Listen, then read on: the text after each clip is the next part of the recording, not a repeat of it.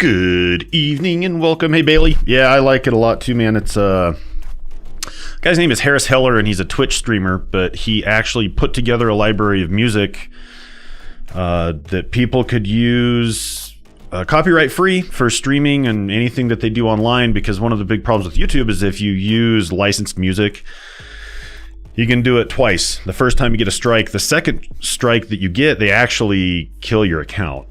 They ban you. So it was really nice that he kind of put something like that together so that we could utilize it. And he's been putting new stuff out too. I think he calls it Stream Beats. So if it's something you like, definitely give him, credit where it's due. He's done a great job with that. And yeah, I dig it too. I used to turn it off or turn it down during the stream, but now I leave it up because I actually like having it in my ear. And then sometimes there's a song that bugs me, so I change it. But that's the beauty of it. There's a library of like 500 songs. So yeah, welcome. Good to have you here. We're doing IPv6 again tonight. So I did some fun, interesting things with it today. I got some, yeah, you bet. I got some more info on the route only and why we pull interfaces out when they're point to point. Dump them in a separate VLAN. I'll talk about that more. But we're going to build it out. So we're going to do it. You can see this. My Stream Deck's behaving, so I'm pretty happy. But this is the environment we're going to use, and it's huge. I know that. But we're mainly going to work with the data center environment, which is right here. And we're going to do V6 connections up to these corporate sites. And then we'll tie them in, have them work. I'll probably fire up a VM just so that we can see it, grab an address. Windows 7 is not the most IPv6 friendly operating system on the planet. And Bailey can actually speak to this because he created Windows 10 VMs for me, and I have not taken the time to completely build them out and clone them. So I have a couple. The problem is the VM NICs aren't attached correctly. But we'll be able to ping some stuff and see that it's working. We'll see the routing table working, and it'll be great. So V6 is, I've had conversations with people that work in operations, network operations. They handle this stuff inside and out, day in and day out, and they've been very complimentary with how we have built out and developed IPv6 in the ICX. And I think that we've done a pretty good job of it. And I'm not trying to, I know it's the Kool-Aid thing and everybody gets sick of that, but it is pretty well built. We don't have any issues with it. It handles address assignments great. It handles the DHCP aspect of it. If you want to use DHCP v6, it handles it well. So the version of software that I'm running in the ICX is I'm running 8090, I think B for Bravo. And there was a known defect in B that if you utilize the /126 prefix on a point-to-point link, you can't ping end-to-end. For some reason, the ICMP message just gets dropped. It just flat drops the packet. So it is resolved in E or F, but I want to sit down and have a longer, deeper discussion with support about software I should move to based on everything that we're doing with the live streams and keep all that intact. Because I don't want to end up in a situation where I have to re-upgrade everything again. And it is a pain in the butt, as you all know. But yeah, so all the devices are up. I went ahead and ran the reset script on them today. I know where the gotchas are, so we're going to see some of that. But one thing we're going to do, and this is pretty important to note. I want to kind of read through this again real quick so that I don't lead you astray. So the point-to-point links that we have are route only. So I have route only enabled, which basically means that BPDUs are not. This was my understanding of this command, and I now have a new understanding of this command. So route only, it basically blocks ingress layer 2 traffic, but it will still forward layer 2 traffic out. So anything egress is going to get forwarded. So your frames will forward. And that doesn't matter if you have the device in route only mode or if you have the interface in route only mode, it behaves that way. So even though we have route only configured on our point-to-point interfaces that run between our data center aggregation devices and the sites here, we also need to take these interfaces and pull them out of VLAN 1 and place them in a separate VLAN independent from one another. Okay. The method I use to do this is pretty straightforward, pretty simple. And I'll show you that, but we basically want to pull that out of the default VLAN. And this is a best practice that support has developed and they've shared it with me, and I want to share it with you, obviously, because it has caused problems. And route only port is still a part of the default VLAN one, like I said. So if you have a port up and in that VLAN and you have broadcast traffic sending out or bump traffic, anything like that, broadcast, unicast, multicast, they'll get forwarded out of that route only port, and it's wasted bandwidth. So your ICX is spinning more cycles than it needs to. You're introducing areas where you could really get stung by something. And so coming from the background that I come from, and a really good friend of mine, he's still in operations, and we talk about this stuff all the time. And he's actually in the middle of dealing with IPv6 at his job right now. That's why that triggered the thought. And I was like, oh, I'll just do that on the live stream. But we've had this age-old conversation for years and years and years about how we're running out of IP space, right? IPv4 space is depleted. There's no more public space to be had. Well, then you introduce things like NAT, and your network address translation can handle it. But then we also have, the thorn in our side where ICXs don't support NAT. I don't know if that's a future decision where that will change. But with the introduction of IPv6 now and where we're at today, I don't think that's necessarily a bad thing, right? I know it's apples and oranges. I get that. And I'm okay with it. But the main driver with this is you can dual stack your network. So that's the term that we're going to use when we deal with V4 and V6. You're dual stacked. So now one thing to pay very special attention to, and I don't recommend running IPv6 in your house right now. There's really not a need to do that. But in enterprise environments, there's use cases for it. So if you're dual stacked, understand that your IPv6 traffic will take priority. So classic example, or the best thing I can tell you, is look at Facebook. Okay, Facebook has IPv6 rolled out throughout their entire infrastructure. And if you are sitting somewhere where you have an IPv6 capable device, which if your cell phone is on an LTE network, it's probably V6 addressed, it will use V6 to communicate first. Okay. The prefixing is much bigger. It's much longer. The addresses are massively huge. It takes a lot of kind of processing to get some of this stuff in your head, and get understanding of really what you're doing with some of this stuff. So I want to show you what I do typically when I deal with these.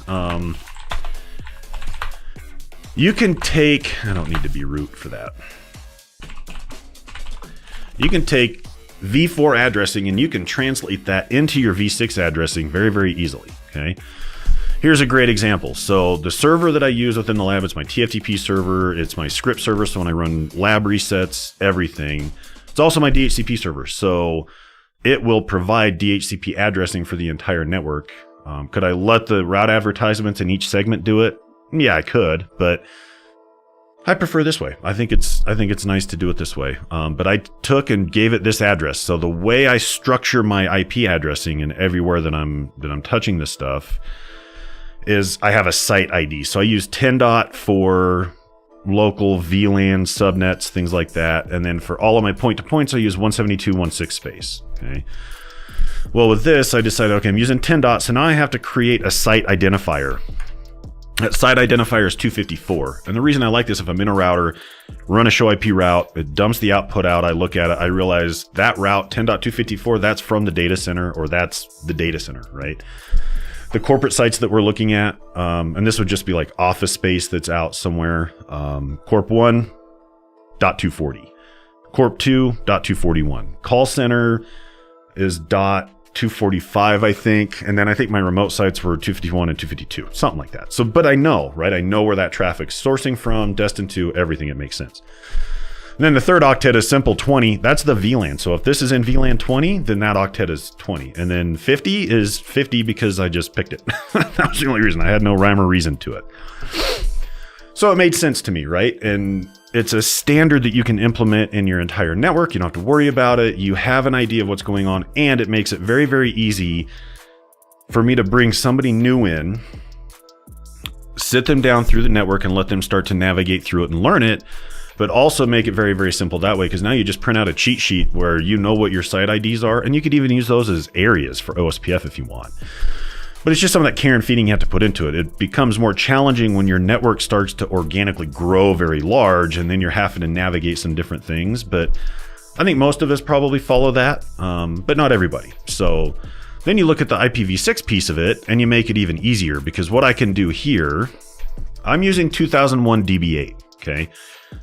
The reason I'm using that is because it's private reserved space for education. So it's basically for documentation, for educational purposes. Our corporate network infrastructure has IPv6 routed on it. We are v6 enabled internally. My machine probably has received an IPv6 address. They might have had some issues with it and had to tweak some things in the past, but anyways, I use 2001 DB8. So the thing to know is all of these are 4 octets each piece, right? So 2001 colon DB8. If there's a leading 0, the 0 is omitted. So it could be 2001 00 DB, and it would just show 2001 DB. So you know that 0 is not, it's there, it's just not showing. And a lot of that's because of the length of the addressing. They're really long. And then if you have something like 2001 DB8 colon 254 colon 5 slash whatever, that colon just means that everything between those 2 colons is zeros. So it'd be 4 zeros colon 4 zeros colon 4 zeros, but it allows you to shorten it. Networking equipment smart enough to figure it out. Host devices are smart enough to figure it out. It's just the way that it's built. But I take 2001 DB8, and then same thing. I take the site ID 254, the VLAN, and then I just use the v4 address inside of it. And I'm done. I don't have to worry about it, right? Now I know I can translate that instantly in my head and say, well, I know what host that is. That's my DHCP server. Or if I statically assign an address on a VE, I'll know, because it would be 240 or 254 colon 20 colon 2, which would match the IPv4 VE addressing, right? Or the IPv4 address. So make it translate really well. The challenge spins up when you try to do something with our point-to-point networks. Okay, and the point-to-point networks become a challenge because IPv6 addressing goes 0 to 9, and then it goes A, B, C, D, E, F. So if I have .10 on an interface, it's not going to match up. I'm going to have A for alpha, right? As that host bit or octet. That's what it would be in there. And they're not even called octets in v6. They're called hextets, I think. So different things, different ideas, but you know, it's kind of you look at it at first and it looks like a daunting task. It's really not. It really is not. It's very, very simple, very straightforward, and it works really smooth and really clean. The hardest part is there's a ton of interfaces that I have to address and go through. So it just takes a little bit of time. So it'll take us an hour and a half to roll through this. But hey, good to go, right? So let's do it. All right. So first thing we're going to do is I'm going to start in the data center aggregation, because this is kind of like home base, right? And I'm going to show you, hopefully I can type better tonight than I did this morning. I was a hot mess. My fingers and I were not getting along. So, all right. So these are my point-to-points like I talked about. And 18, 19, 20, 21. You can see that the site IDs are in there. So same concept, right? 240 means it goes to corp site 1. 241 means it goes to corp site 2. 245 I'm not going to touch. That goes to the call center. And at a certain point, it's just me configuring interfaces. So I might copy and paste some stuff later. But we'll also have to take care of, and this is kind of an important piece too. We have to be able to have routing internally inside this infrastructure. So I use VLAN 4 to tag all of my traffic. I use VE4 to route everything. So it's my intra data center routing. So we'll create v6 specific stuff in those devices. We'll put v6 addressing on VE4. We will include IPv6 OSPF. We will include IPv6 VRP. So we'll run that as well. And then we will suppress route advertisements on these links. Because remember, v6 doesn't ARP. So there's no broadcast ARP function on it, right? So you use router advertisements, you use router solicitations, you use neighbor discovery. And because we'll never have hosts attached to these segments, that's how they find their routers. So you don't have the concept of a default gateway in IPv6. You just have here's a router. Like, this is a router on your segment, use it. So we have to kind of put some care and feeding into that, because again, with how we structure layer 2 and layer 3 and how we want our layer 2 traffic to flow, and then how we also want our layer 3 traffic to flow in the same directions as it, we have to take that into account. So we'll look at it. We'll build it out fully. One other thing that we do have to do with this is these guys are running in an MCT cluster, okay? And that's really awesome, and I think what I'm going to do is I'm probably going to change this architecture in the data center to just be a stack. But they're running an MCT. MCT will not route IPv6 traffic, okay? That doesn't mean we have to tear out MCT completely. That just means we have to tear out the one client device in here that needs IPv6 connectivity, and that's access 2, because that's where our DHCP server is. So it has to route it. It cannot be tied into the ICL. So we'll flip that. And so typically what I'll do when this environment is used in a class and internally, I'll have everybody sit down and immediately put a plan together. Okay, you need to take this device out of your MCT cluster.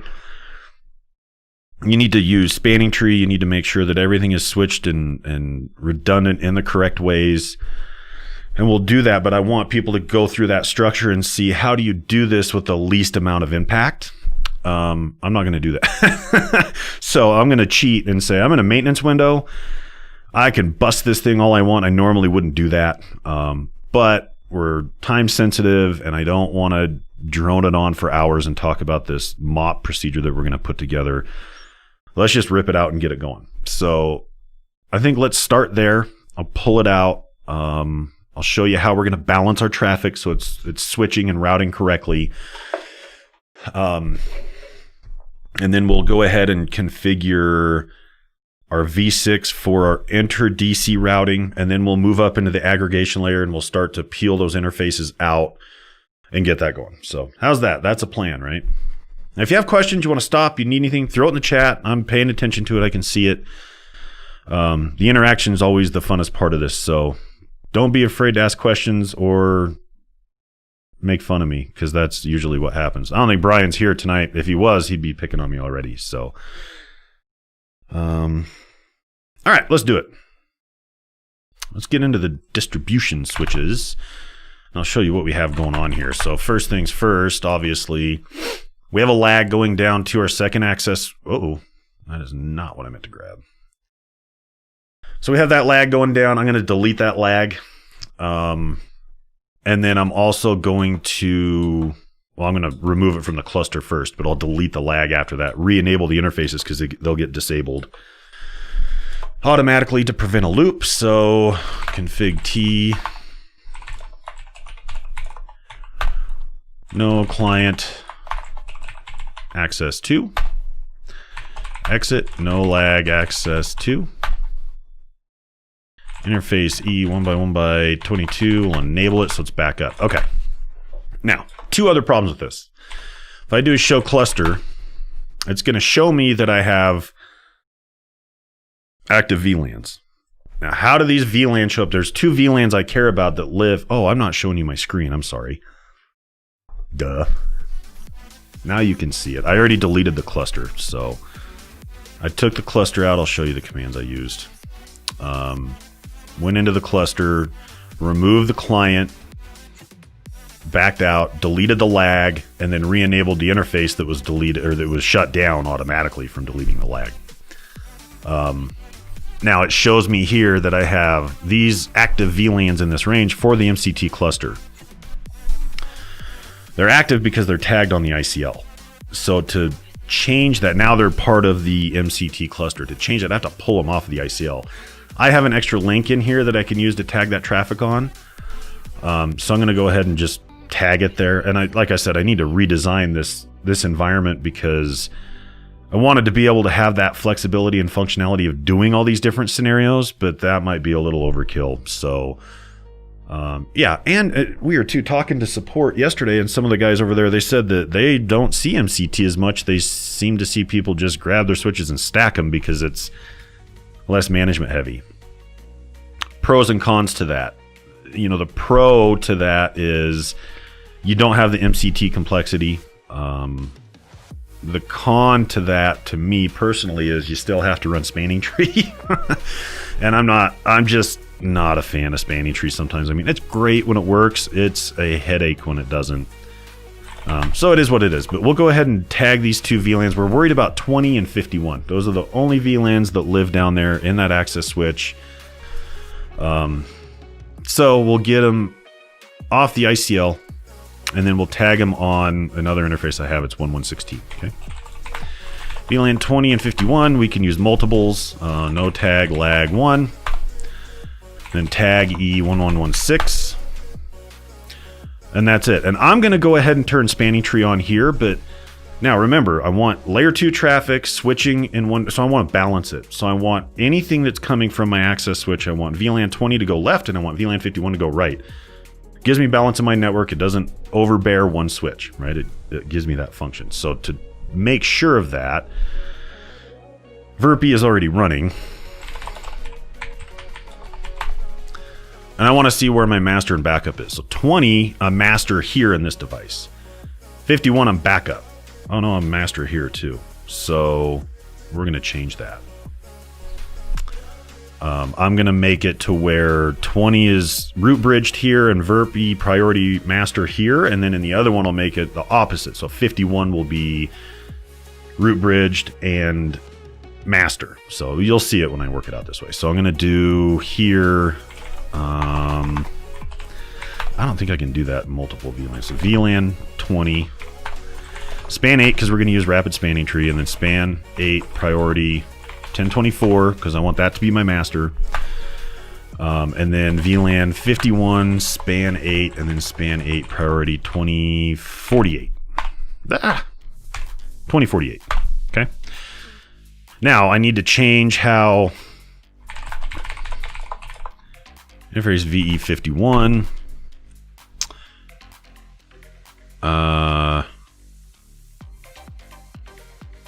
Current priority is 100. I need to make it.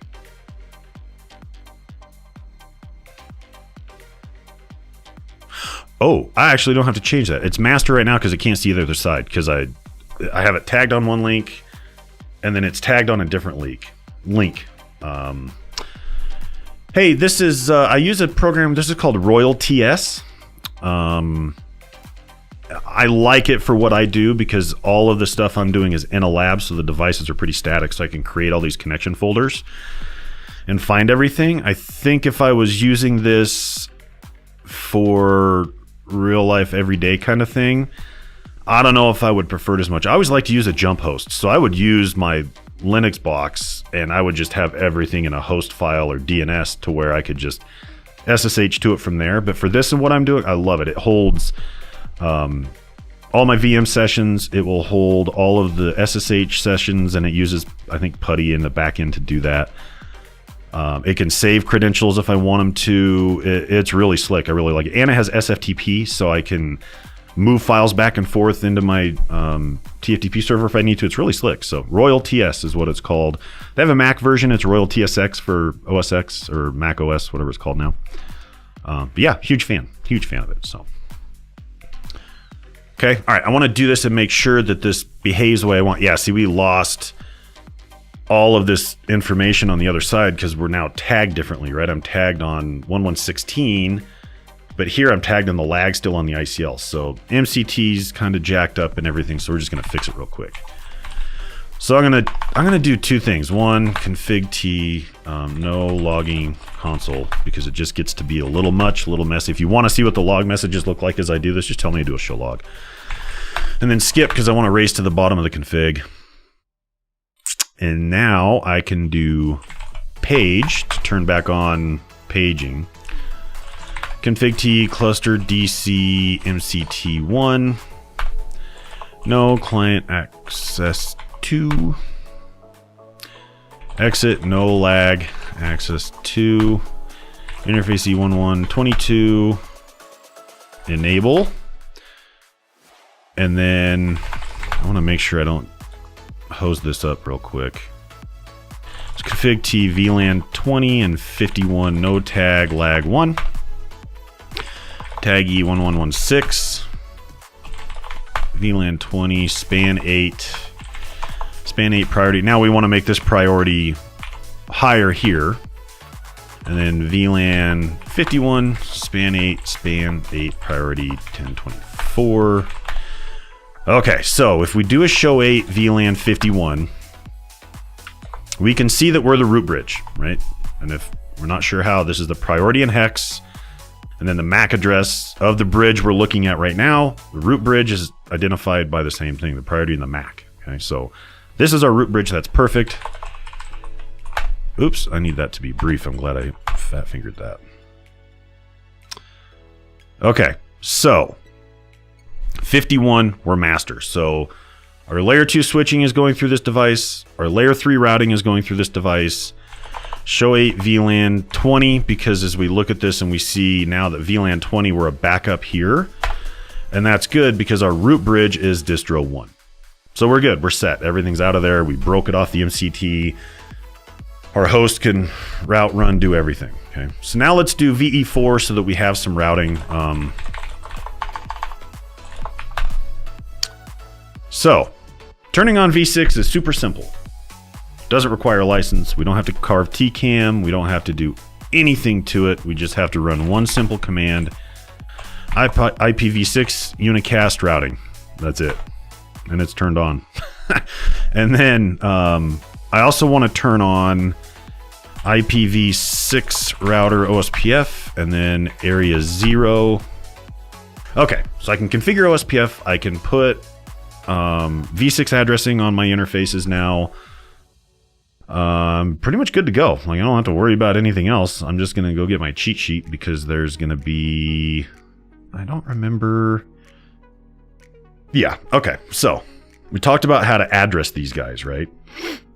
And we're going to make it match up exactly to what we have. So if I go into interface VE4, IPv6 address 2001, I'm trying to do dots, DB8 254:4:3/64. That's it. So following our numbering scheme, following everything, 254 site ID, 4 for VLAN 4:3. That's because this interface is 3. Put it in a /64, enter, we're done. Okay. I want it in OSPF as well, so I have the OSPF pieces on here. I'm just going to go ahead and copy and paste those in. Oh, I didn't copy it. Wow. Are you done being stubborn? There we go. Okay, so very simple. IPv6 OSPF area 0, it's active, and then we do the IPv6 neighbor discovery suppress router advertisements. We don't need any hosts on this VLAN. They need a router as a gateway, so we suppress them. We take that traffic off of it. Piece of cake, we're done. Okay. Now, if I go into this other guy, distro 1, and I do a show run interface VE4. Oops, IPv6 unicast, IPv6 router OSPF, area 0, interface VE4, IPv6 address 2001, DB8, 254, 4. Been a long day, bear with me. 64, and I don't think tildes will work. Okay. Nailed it. Same thing. We'll do that. Now, the cool thing is if I do a show IPv6 OSPF neighbor, we have neighbors. And for whatever reason, V6, I don't know the technical reasoning for this, but V6 will use the IPv4 router IDs. But we're not point to point here, so we have a DR and a BDR. Everything looks great, but the neighbors are up there adjacent. So we just have to do the same thing in the other ag routers, in both ag routers, and then we'll be good here. So show, oops, no logging console. That's basically my way of telling it to shut up politely. IPv6 unicast, IPv6 router OSPF, area 0, and show run interface VE4. IPv6 address. DB8:254:4 5/64. Got it.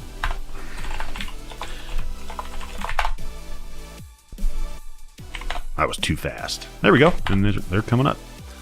So there we have neighbors there too. So we're looking good. So let's do the last one. We'll do ag1. I kind of went backwards. IPv6 unicast routing. IPv6 OSPF. Oops.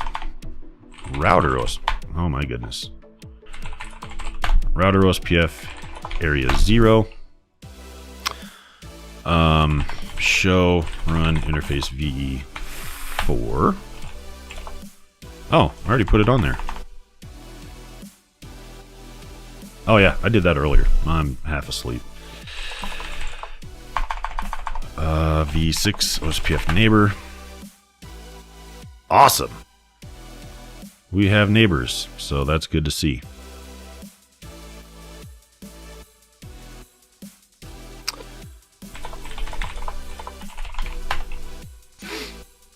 I also already have these configured. That doesn't make any sense.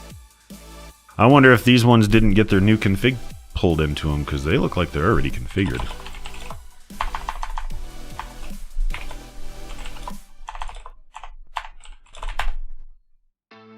Yeah, this one's not configured yet, so that's okay. Okay. Now, the ag routers are important, and I don't know if this is still there, but if it is, that's fine. Okay, it is. I talked about this at the beginning. You have your point-to-point links. So if I look at my point-to-points, it's these ones that go to my corporate sites and everything. They are not in VLAN 1. They're in their own separate individual VLAN. And what I mean by that is don't create one big VLAN and put all your point-to-points in there, because then you're just reintroducing the same layer 2 possibility of problems as you are with VLAN 1. So separate them out into individual VLANs. Layer 2 is basically isolated to death at that point. It can't get out of control. It's a little bit of extra work, but it really is a safety net that will save you. So it's well worth doing it. Okay. And then show run interface E1118. You can see that route only is turned on the interface, so it will still forward frames when it does that. Okay.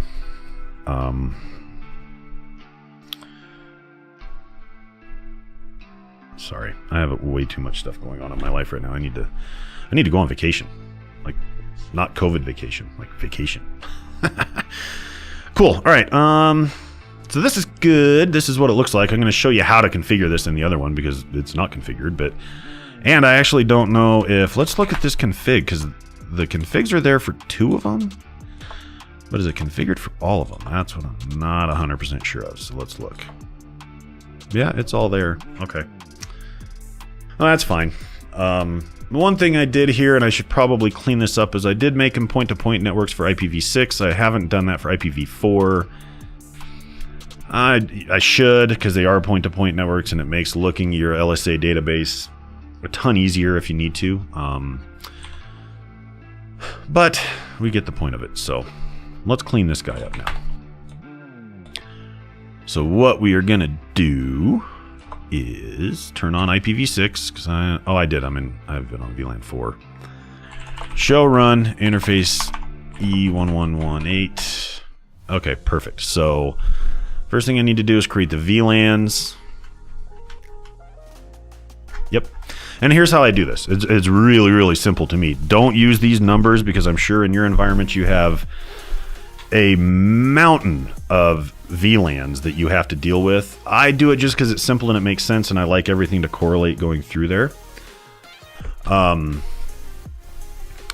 But this is how I'm going to do it. So config T VLAN 1118 name point to point E 1x1x18. That way I know it's that one E1118. Done. Right, T. So it looks just like that. It's easy. Now I'm going to do the same thing for 19, 20, 21, and 24. So config t VLAN 1119, point-to-point E1119. Oh, it needs a name. Untag E1119. 1120 name, point-to-point E1120.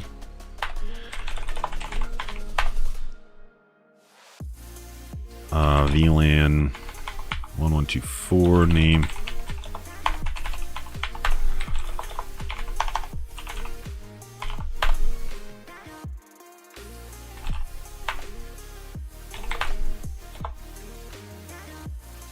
Okay, there we go.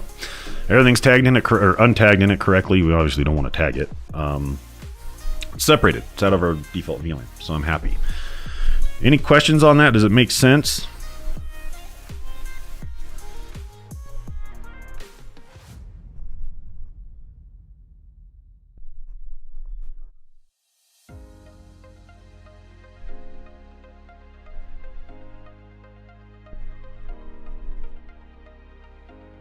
Okay.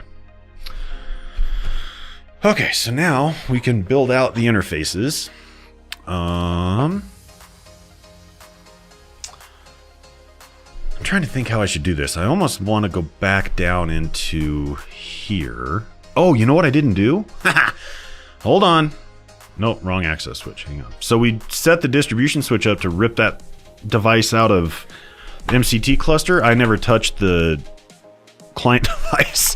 So I would have gotten all the way done and wondered what the heck just happened. So let me fix that real quick. So config t, no lag, dist. Okay. Interface E 1x1x1 to 1x1x. Oops.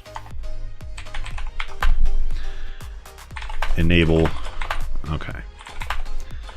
Now everything's tagged in the correct VLANs, which is good. And the other good thing is our spanning tree priorities are there. So we put this guy at a high enough priority that if I lose distro 2, distro 1 becomes the root bridge for both. If I lose both distro switches, well, then I'm screwed anyway, so it doesn't really matter. But this guy should never become a root when I have upgrades going on or a power hit or something happens. These guys will be fine because you don't want your access switches to be root ports at all. Like, they just don't need to be. So now the cool thing is with this, we can actually set up VLAN 20's. Oops, I don't mean to do that. VLAN 20's V6 piece of it. Okay, I put link locals on it sometimes. I think it helps so that they're there. You don't have to. It's just FE80 addressing, so it's basically your private space. Windows hosts are going to come out and they're going to have their own FE80 space, and they're going to kind of do whatever they want with it. You can use the router and use this neighbor discovery mechanism to tweak that and kind of help the host find different FE80 space if that's what you want. I'll go ahead and put it in. So what I'm going to do is just show run interface VE20. And I'm going to take this config and I'm going to dump it in here because it is massive. So copy this. And I'll go through it line by line. So config T interface V20. Paste it. And I'll go through it. So I'm modifying the FE80, the link local. I want it to be represented as this. And you can see that, oh no, I just dumped the wrong one in there. Hang on a second. Ugh.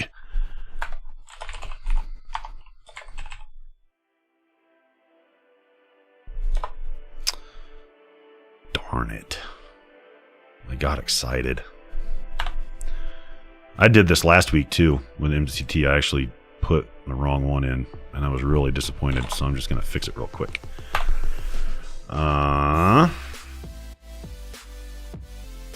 This is what I want right here.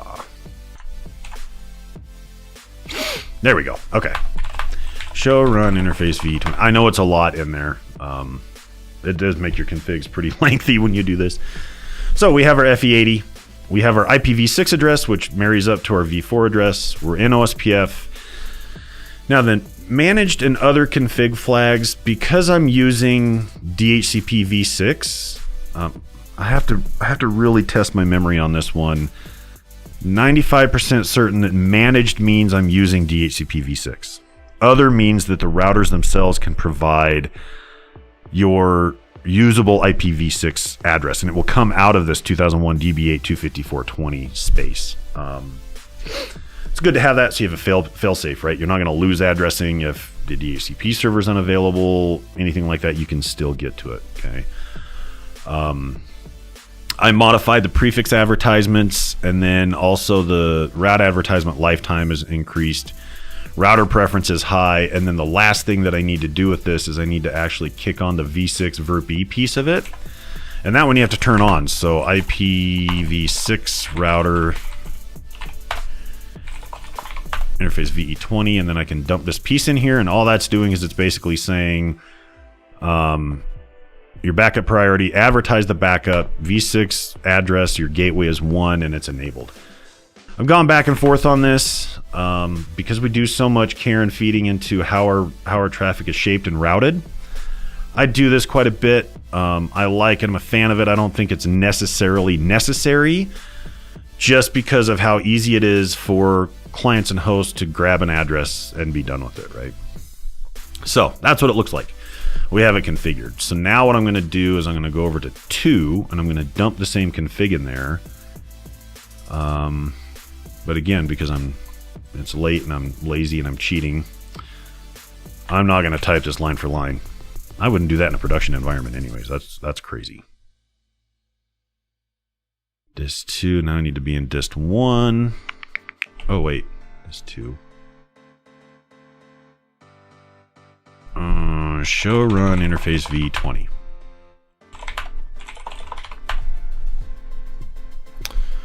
Okay, link locals there. Everything's matching. I didn't hose that up. Exit IPv6 router. VRP. Interface v20.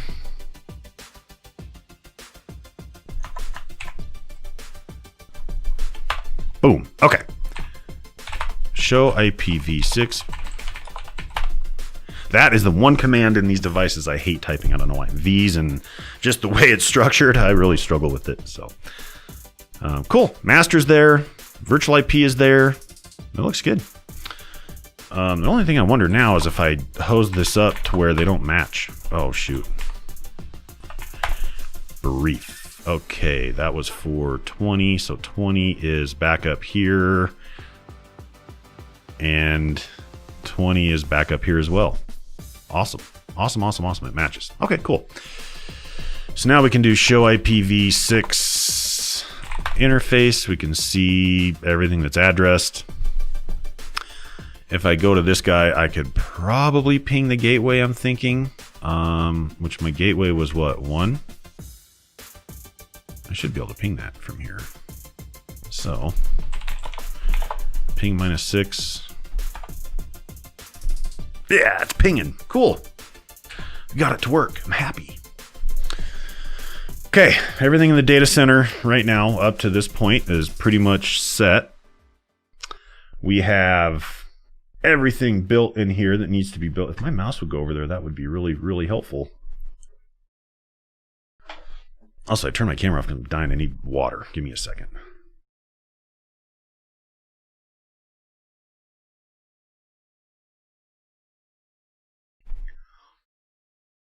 This is what happens when you sit in a room, quiet, all by yourself, and talk to yourself. Okay, so here in the data center, we're good. We have everything built that we need. Now we just need to work on the ags, get our v6 links built, going up to them, and then I'll be pretty happy. I think we'll be set. So we're in the home stretch now, boys and girls. We're getting there. Actually, let me check this one more time. I want to make sure there's not anything I'm missing. I don't think so. Pretty happy so far. So, all right. Yep, I'm happy. All right, let's do this. Into the ags. Let me get my cheat sheet notes up here. EC ag 1. All right, so these are the guys we need to IP, and we'll have to do both sides of it.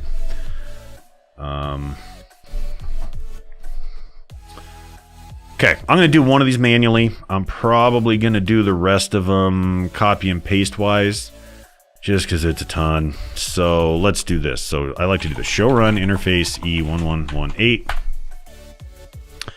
Oh, this is the one that's already addressed. So we don't really have to do anything on this one. 18 is good to go.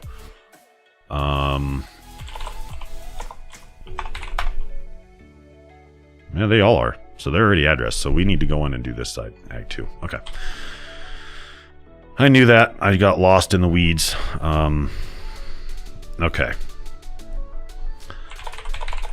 Interface E.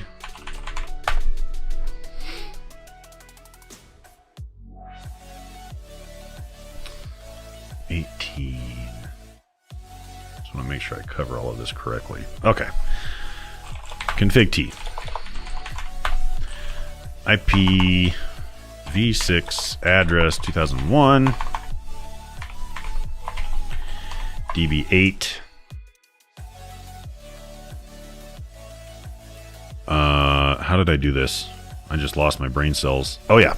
Since they're point to points, I do 172 and then the site. So it's going to be 241 and then 172:16:241: what is it? 5. Okay. And then we do this as a 126.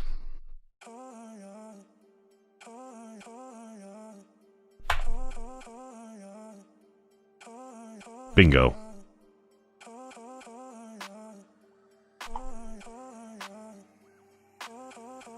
I don't know why these are different in my notes. There's something weird happened, but whatever.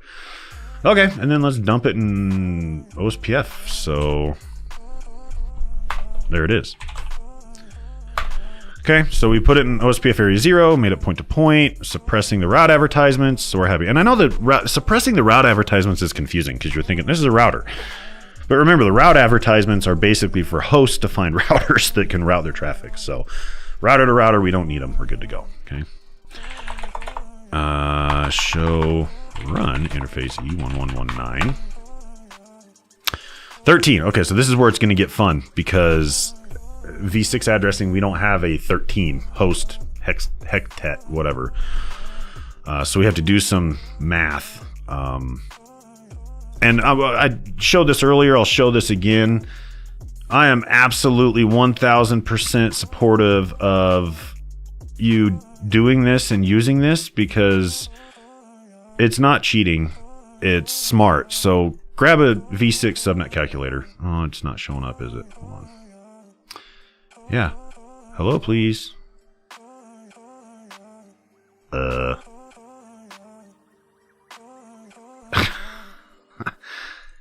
Oh, I know why. Hold on. Duh. There it is. Okay.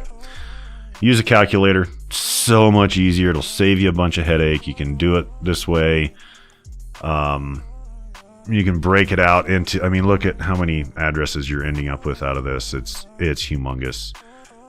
But yeah, use it. And so then you can look at these breakouts, and this is where it's nice for me because when I'm trying to translate something that's 13, like, okay, 9, 10, 11, 12, 13. So it's going to be D for Delta. And it just helps me because it's a lot. And I'm not going to sit here and pretend to know that I do this in my sleep at night and I'm really good at it because I'm not. So 1119 IPv6 address 2001 DB8 172 241 172 16 241 :D. And this is what I was talking about. You can't always make your address space marry up, but it's close enough, right? And usually point to points, they're not a big deal in your routing table anyways.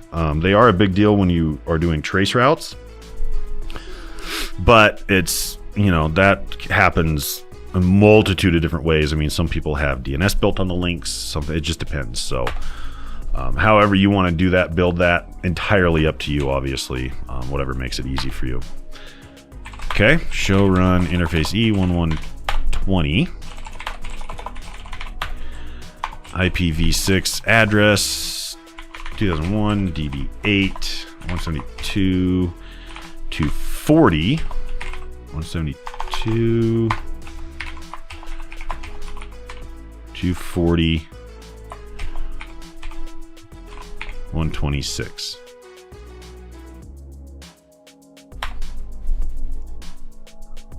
Bingo. Okay. E1121 now. IPv6 address 2001. I can't see over my mic still, so I have to like neck around to look at my keyboard. 240, 172, 16, 240. 13 is D for Delta again. 126. Jackpot. Okay, those are addressed. I'm happy. Happy.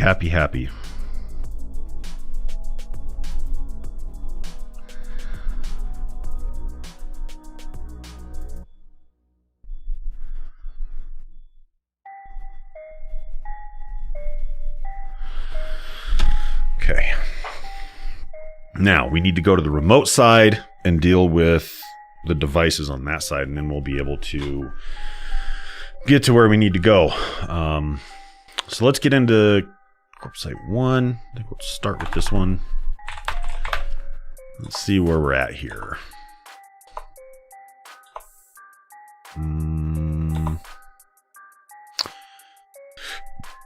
Yep, cool. Okay, so we've got to do the same thing. Config T, IPv6 unicast, IPv6 router OSPF area 0.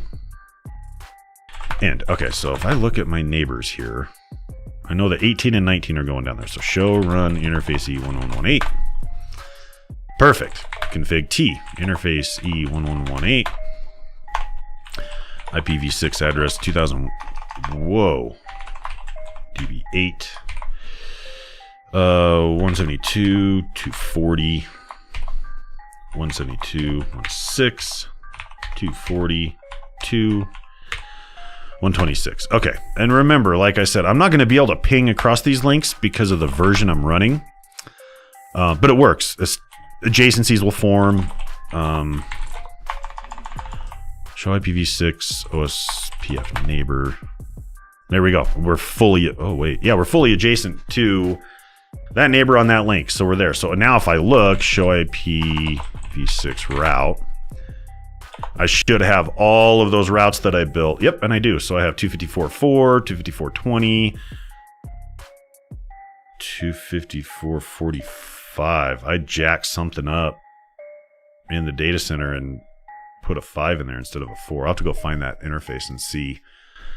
But yeah, they're there. So we're getting routing, which is super awesome. I'm really, really happy about that. So now let's get the other side up and running. It's going to be the same interfaces. So again, config T, IPv6 unicast, IPv6 router OSPF. Uh-oh. Who is that? Jeremy, thanks for subscribing, man. We really appreciate that. We do put a lot of new content out. There's constantly stuff going up. We have a lot of really cool products that are also new. RUCKUS Cloud is out there. RUCKUS Analytics is out there. You know, we've got some pretty exciting stuff coming in the ICX part of it. So there's things happening going on, and we try to do a really good job of keeping information flowing and getting you that information that you need. And then further, these live streams are recorded. They become a video on demand on YouTube. YouTube takes a while to process it, so sometime tomorrow it would probably be up. But yeah, thanks for subscribing, man. I appreciate it. I think you're the first person to actually trigger that too. I've had that widget set up and I've set it up late, and now I'm like, cool. So you're the first. And I'm glad it works. Area 0. All right. And show run interface E1118. IPv6 address 2000.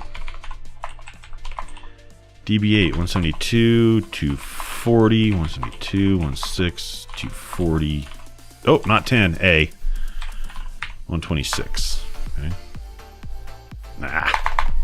I knew I jacked my clipboard up. That's all right. Okay, that's there. And show run interface E1119. Config T.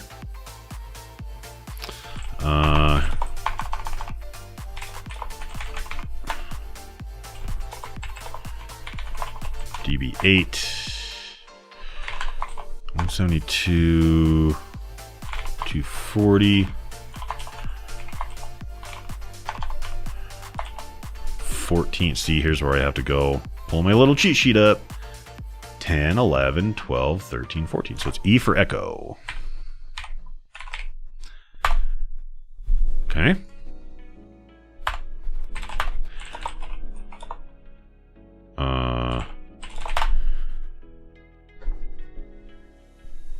Awesome. Okay.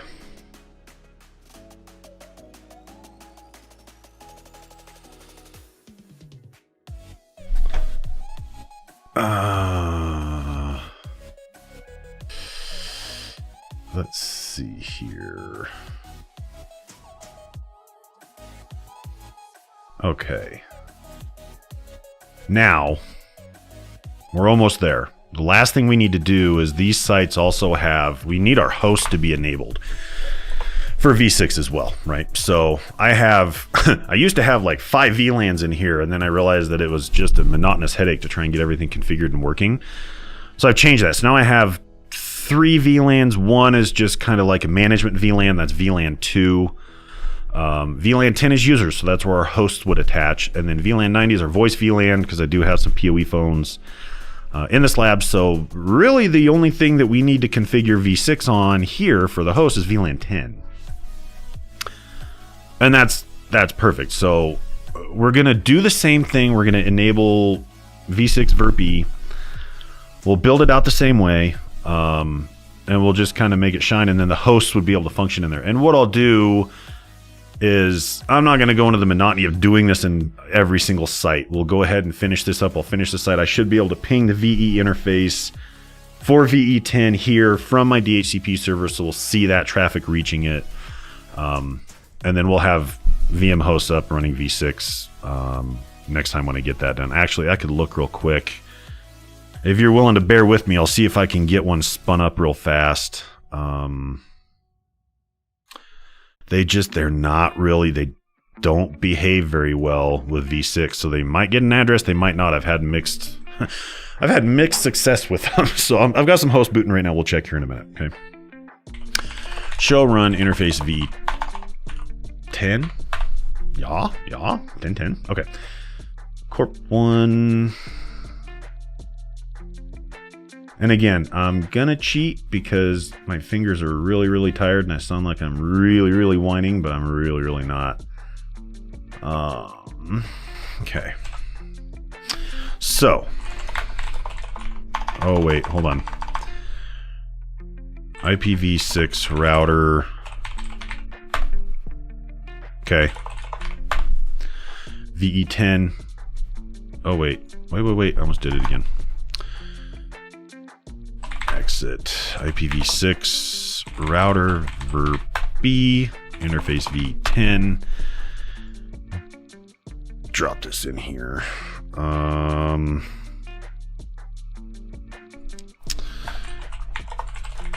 just going to put this in area 0. Active. Ooh. Ah. Okay, IPv6 DHCP relay destination. This is our DHCP server, so we have that placed in there so that we can reach our DHCP server so it knows where to go, because we don't use DORA in V6. We use, oh man, I just stuck my foot in my mouth because it's not DORA, it's something else.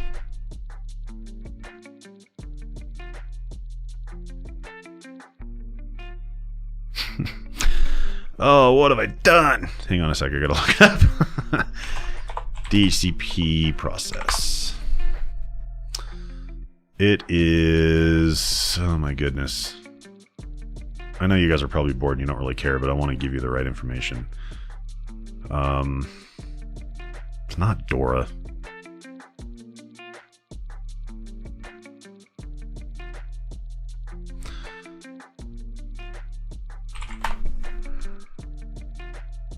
It is SAR. Solicit, advertise, request, reply. So, there you go. I know, I had to go to Dr. Google. I'm terrible. I don't feel that bad about it. Verp extended. Got that. Boom. Done. Let's go get the other side. Slap this config in here. I'll be pretty happy. And we'll do some pings. And we'll go to bed. Alright. V6.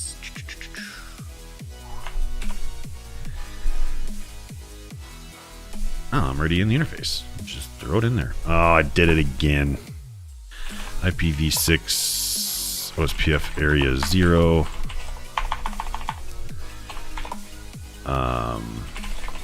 Active, and then I think I turned Verpy on in here, but I don't know. We're about to find out. So, boom, we did. Okay. Show run interface VE 10. I like it. It looks good. So let's do this. Let's go to our DHCP server. And first things first, I'm going to do show IPv6 route, because I want to see if I have routes for the data center in here. And if I do, I should be able to reach it. I do. So go to our DHCP server, ping 6, put that address in, cross our fingers, and look at that, it's pinging. So we're sending traffic from, I'll show you on the telltale little diagram here. Our traffic is going from this server right here all the way up to the VE on these guys. So we routed the traffic through it. And these are ICXs. We don't have an emulated VM version of it. These are actual hardware. And it's routing through it. So we got it to work. So that's awesome. So cool. Now you see how to do it. And it's done completely, cleanly, all the way through. I'm pretty happy with it. So it looks like a monotonous task. It's really not. You know, it just takes a lot of work and access and patience. And it can drive you absolutely bananas, which it kind of does, but let me see if I can get into this host real quick and we'll see if it's got an address. I'm not going to promise how these VMs are behaving because I've had problem after problem with them. And so I'm hoping that I can get into it. But no, that one didn't work. Let me try the console of it. This stuff hasn't been really kind of touched in a while because it's been all about Smart Zone and simpler stuff in the lab, but we can do it this way. So I think that's the password.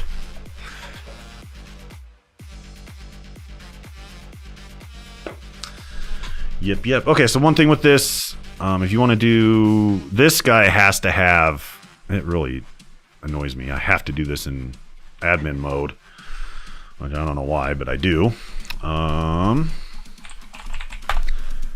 IP config. Yeah, see, it grabbed FE80s. It did not grab.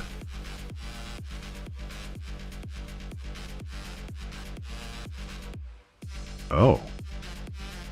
That's why I can't get to it. There's no address on it. That's really nice of you. Yeah, for some reason, Windows hosts really give me a difficult time. IP config renew 6, I think it is. And then we can actually go into this guy. Oh, you can't see that. I'm sorry. I'm in the console of it. Oh, I'm going to just sudo this.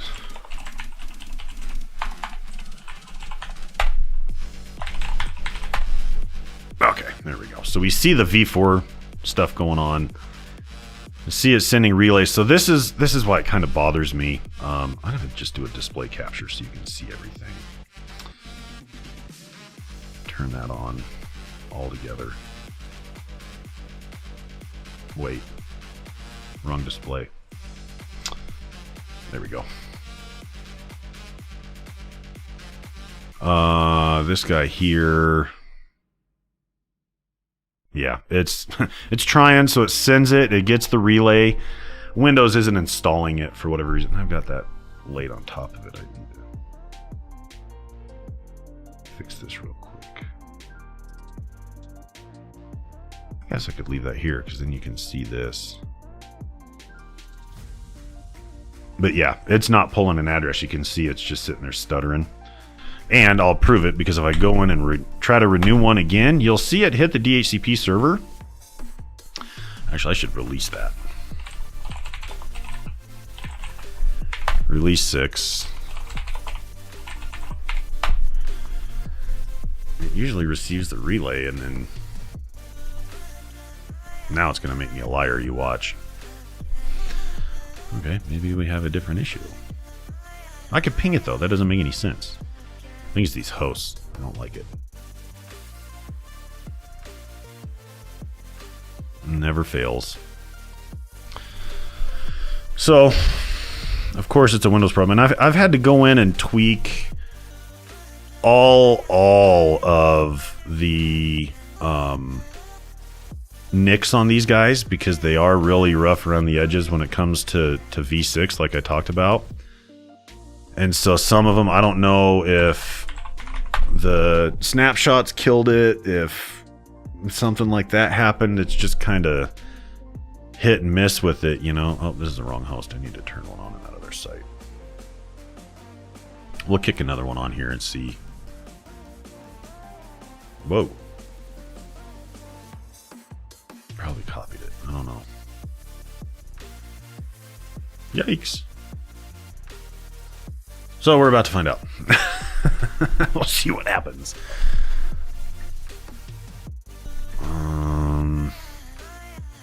I just lost my mouse. There it is. Let's see, poke around.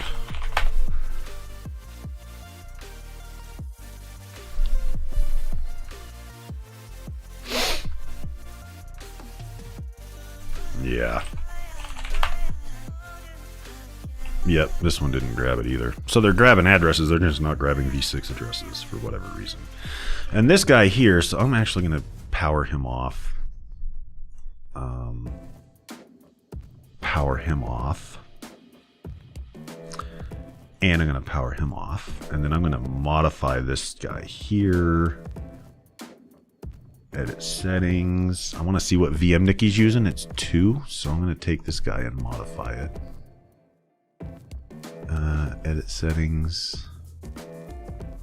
I know. Shut up. VM NIC 2. Okay, maybe that will work. Let's try this and see what happens. This is a Windows 10 one. Windows 10 gets along with V6 much better.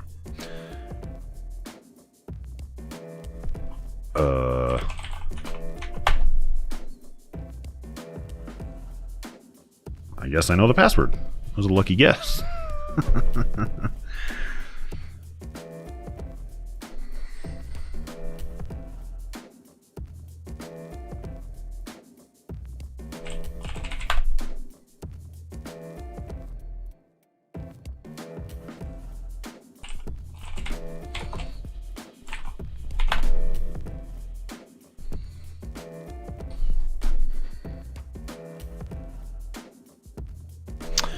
Well, that's interesting. I didn't get... Let me turn this display capture off. So Windows 10 isn't getting an address either. So I want... First of all, this is what I need. The MAC address is 5C62.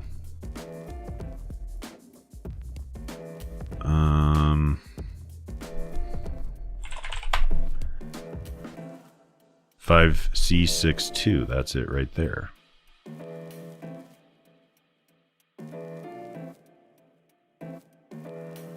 Well, it came from 1114, which is the access switch. Whoops, sorry, let me make that bigger for you.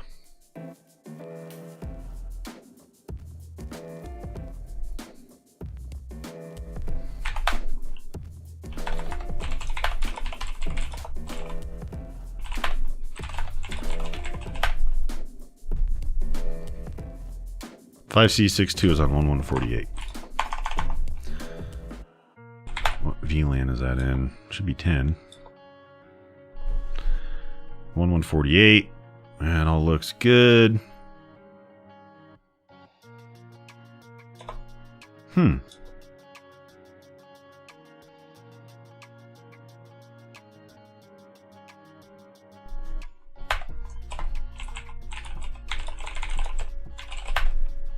Okay, DHCP server's running. Show IPv6 route. Do I have routes for it? Yeah, 240.10.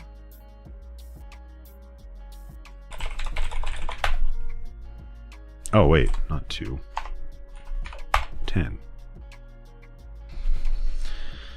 That's our IPv6 address. That's our DHCP relay destination.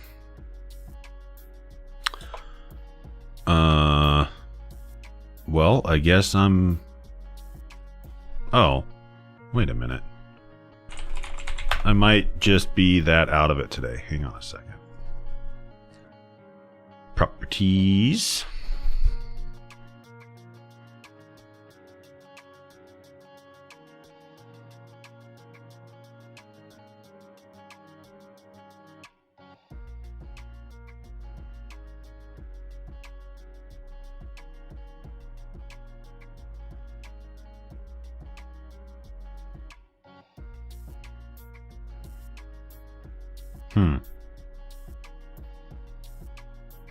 Why you no worky?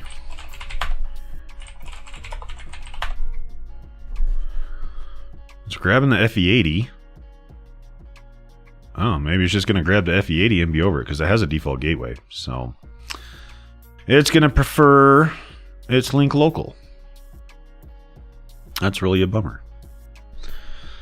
And I'm not going to sit here and fight with Windows all night because it's a Windows issue for sure.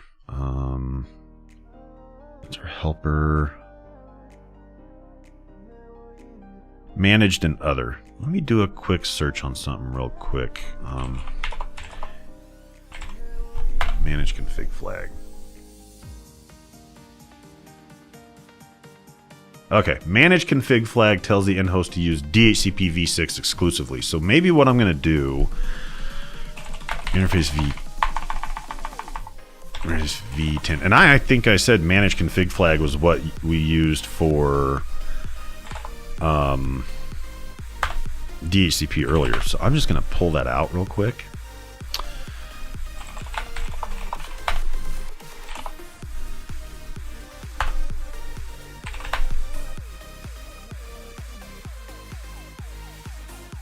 Okay, now let's see what happens.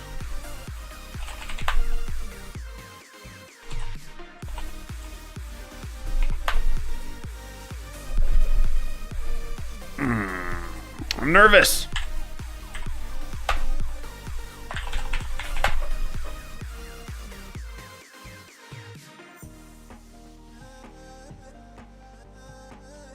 See, it relayed it. So it's sending it. I just don't think Windows is taking it. For whatever gosh darn reason. So let's do this. I'm going to kill that real quick. Minimize it. I'm going to turn v6 off. Our config is fine. There's no reason why it shouldn't be grabbing its address. Let's turn it off. Now let's turn it back on. Okay. Oh, yeah, see, it kicked it right away. And it's delivering. Yeah, it's giving it an address. It's sending one.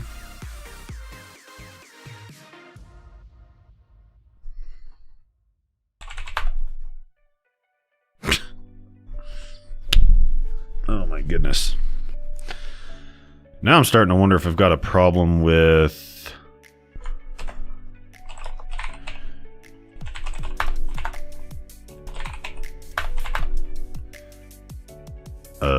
DHCP maybe? That doesn't sound right necessarily, but weirder things have probably happened. Oh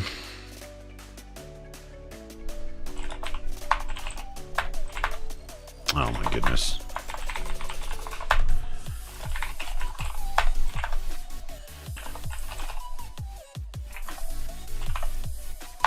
Oh, I can't CD that. VLAN 10 subnet is all good. Range is all good. Options at name servers and a domain.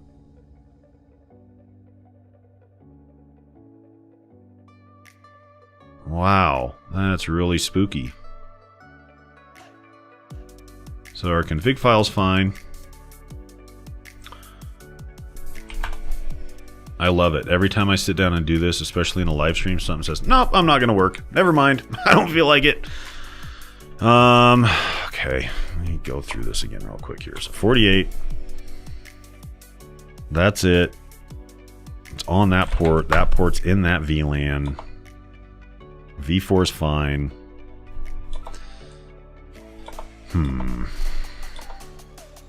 This is all switch traffic, so it doesn't even matter here.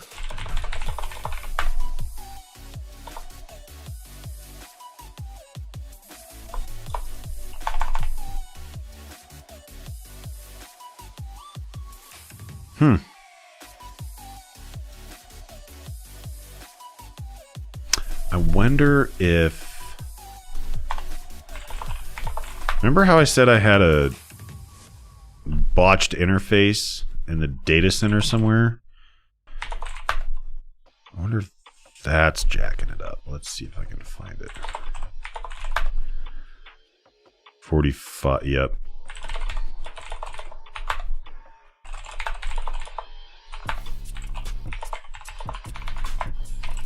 I don't think this is it.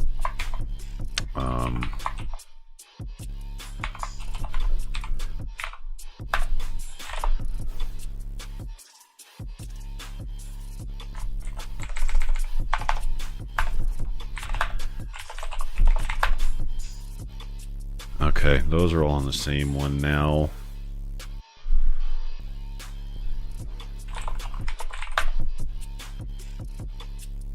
Huh.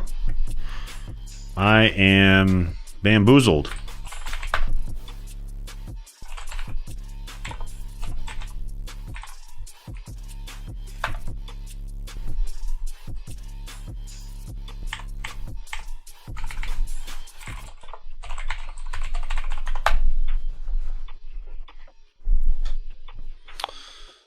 Phone rebooted.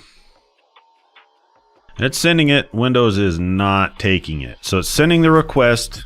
DHCP server's getting it. Yeehaw. And then it just doesn't install it on Windows. So I'm going to have to look into that and see why. But there's no reason to sit here and bore everybody to death with troubleshooting Windows. So I'll dig into it a little bit. I'll see what I can find out on it. I'll give you an update next week on the stream. Remember, I'll be here at 11 a.m. next week on Wednesday, and then again at 6:30 p.m. Ruckus live at comscope.com. Send your suggestions. We like getting those. I'm up for doing anything really with these products and this technology that you guys are really interested in. So if you do have that stuff, by all means, send it. Because I'd like to see your input and your feedback as well. But yeah, I think that's where we're at. So thank you everybody for joining. I know the world's weird, so stay safe, stay healthy, and come back next week. We'll be here. So thanks for joining. See everybody. Have a good night.